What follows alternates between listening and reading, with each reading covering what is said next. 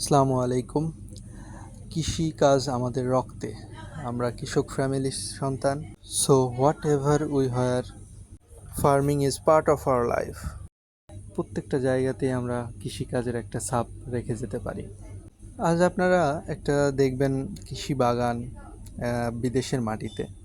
কত সুন্দরভাবে বাগানটি সে পরিচালনা করে এবং কত ক্লিন, এটাই আমাদের অস্তিত্ব। আপনারা দেখতে পাচ্ছেন এখানে ফুল গাছ আছে, সবজি আছে, এখানে লাউ আছে, এটা আমরা নিয়েছিলাম। কত সুন্দর বাগান, বেগুন গাছ, পাতাকপি, ফুলকপি, ওই দূরে মূলা গাছ, ছোট ছোট আরো অনেক গাছ, মরিচ গাছ। এই যে এখানে লাউ বাগান, কত সুন্দর লাউ বাগান। এত ঠান্ডা লাগছিল, খুবই সুন্দর লাগছিল জায়গাটা। দূরে দেখুন পুঁই শাক। আসলে এখানে যাওয়ার পর মনে হচ্ছিল কি নেই এখানে, এত রকমের সবজি তারা চাষ করছে।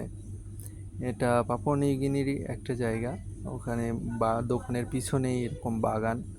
এখানে দেখুন আপনারা মুরগি পালন করে, দুইটা শেড আছে, আর একটা সাইডেও আছে। আমরা অ্যাকচুয়ালি মুরগি কিনতে এখানে আসছিলাম, দেখতে আসছিলাম জায়গাটা যে কত সুন্দরভাবে সাজাইছে। মনে হচ্ছিল এক টুকরো বাংলাদেশের বাগান। গ্রামে যেরকম বাড়িতে ছোট ছোট বাগান থাকে সবজি, তেমনই। প্রত্যেকটা বেগুন গাছে বেগুন ধরে আছে। এদের মেনলি সবজি কেনাই লাগে না মনে হয়। পেঁপে গাছ, অনেকগুলো চারা দেওয়া আছে, সেই চারাগুলো তারা আবার রোপণ করবে হয়তো। মরিচ গাছে ঝুম ধরে মরিচ ধরে আছে। তো আসলে জায়গা ব্যবহার করতে পারলে তো সুন্দর জিনিস তৈরি। এখানে ঝিঙে গাছ লাগানো আছে গ্রিলের উপর দিয়ে। প্রত্যেকটা জায়গায় অনেক সুন্দর। ধন্যবাদ আমাদের সাথে থাকার জন্য। Thank you. আল্লাহ হাফেজ।